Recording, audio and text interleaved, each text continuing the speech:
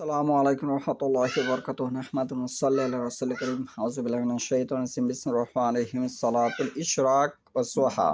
আজকের বক্তব্যের বিষয় হলো ইশরাক ও চাষাতের সালাত সম্পর্কে, এর অর্থ সম্পর্কে, এর সালাত কিভাবে পড়তে হয় সে সম্পর্কে, এই সালাতের সময় এর ব্যবধান সম্পর্কে।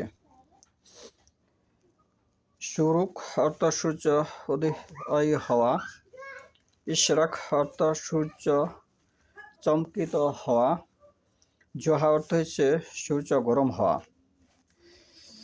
এই সালাত সূর্যোদয়ের পরপরই প্রথম প্রহরের শুরুতে পড়লে একে সালাতুল ইশরাক বলা হয়। প্রথম প্রহরে পড়লে একে সালাতুল ইশরাক বলা হয় এবং কিছু পরে দ্বিপ্রহরের পূর্বে পড়লে তাকে সালাতুল জোহা বা চাষাতের সালাত বলা হয়। এই সালাত বাড়িতে পড়া মুস্তাহাব। মুস্তাহাব শব্দটা হচ্ছে ভালো।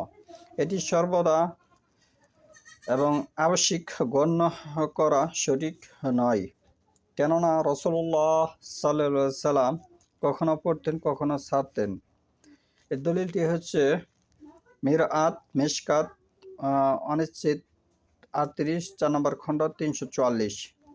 এর ফজিলত আনাস রাদিয়াল্লাহু আনহু হতে বর্ণিত, রাসূলুল্লাহ সাল্লাল্লাহু আলাইহি সাল্লাম বলেন, যে ব্যক্তি ফজরের সালাত জামাতে পড়ে অতঃপর সূর্য ওঠা পর্যন্ত আল্লাহর জিকিরে বসে থাকে, অতঃপর 2 রাকাত সালাত আদায় করে, তার জন্য পূর্ণ একটি হজ ও উমরার নেকি হয়।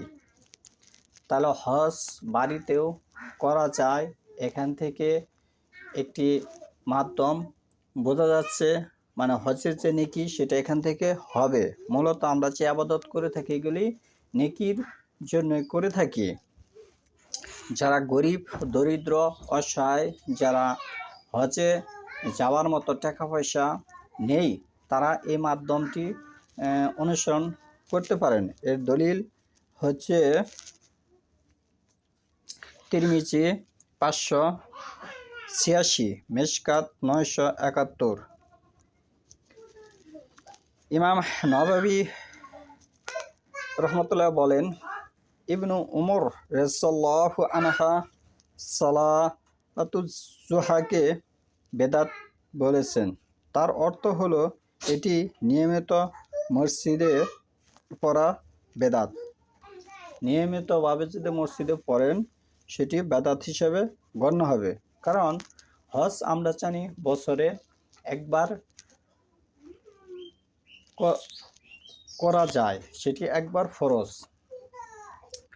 তাহলে এখানে যে বিষয়টা দাঁড়ালো, এই দলিলটি হচ্ছে মিরআত 4 নম্বর খণ্ড 346।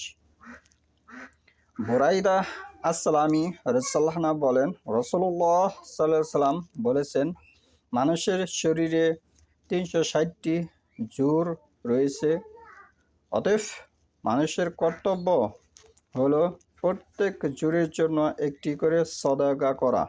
সাহাবীগণ বললেন, কার শক্তি আছে এই কাজ করার, হে আল্লাহর নবী সাল্লাল্লাহু আলাইহি ওয়াসাল্লাম? তিনি বললেন, চাষাতের 2 রাকাত সালাতই এজন্য যথেষ্ট।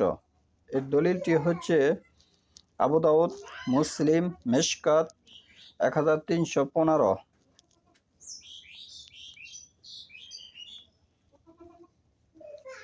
চাষাতের সালাতের রাকাত সংখ্যা 2, 4, 8, 12 পর্যন্ত পড়া যায়। মক্কা বিজয়ের দিন দুপুরের পূর্বে আল্লাহর রাসূল সাল্লাল্লাহু আলাইহি ওয়াসাল্লাম হযরত আলী রাদিয়াল্লাহু আনহুর বোন উম্মে হানির গৃহে খুবই সংক্ষিপ্তভাবে 8 রাকাত পড়েছিলেন। এই দলিলটি হচ্ছে মুত্তাফাক আলাইহ, মিশকাত 1309। প্রতি 2 রাকাত সালাম ফিরাতে হয়, প্রতি 2 রাকাতে সালাম ফিরাতে হয়, সালাত পড়ার যে নিয়ম। উল্লেখ্য যে দুপুরের পূর্বের এই সালাতকেই সালাতুল আওয়াবিন বলে থাকে। অনেক মাযহাবি ভাইচারা আছে তারা, আমরা কোনো মাযহাবের নাম মানে এককভাবে উল্লেখ করলাম না, এখানে সকল মাযহাবি ভাইচারা তাদেরকে উল্লেখ করে বলা হলো যে মাযহাবি ভাইচারা তারা এই সালাতকে সালাতুল আওয়াবিন নাম বলে। এবং বলে যে এই দলিলটি হচ্ছে মুসলিম মেশকাত 1312, মের 4 নম্বর খণ্ড 351। মাগরিবের পরের 6, 20 বা যে কোনো পরিমাণ নফল সালাতকে আওয়াবিন বলার হাদিসগুলি জয়ীফ। এই দলিলটি হচ্ছে তিরমিজি মেশকাত 1173-74, সিলসিলা জয়ীফা একটি গ্রন্থ।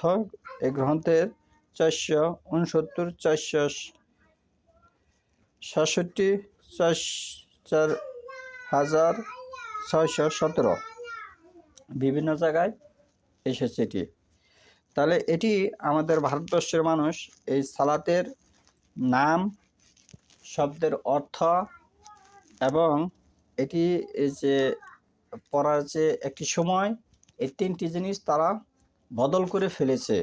এখানে কোন কোন হাদিসে যে এসেছে, তারা কোন হাদিসের ভিত্তিতে এটি বদল করে তারা পড়ে থাকে, সেটা কিন্তু আমি এখানে উপস্থাপন করেছি।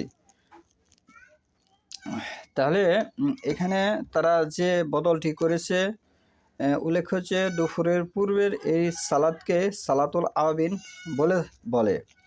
তাহলে এটা কিন্তু দুপুরের পূর্বের সালাত, এটি কী হবে? সালাতুল ইশরাক বা 4 রাকাতের সালাত। এটি হাদিসে এসেছে। আওয়াবিন সালাত দুপুরের পূর্বে পড়তে হয়, এরকম ধরনের সালাত হাদিসে আসেনি।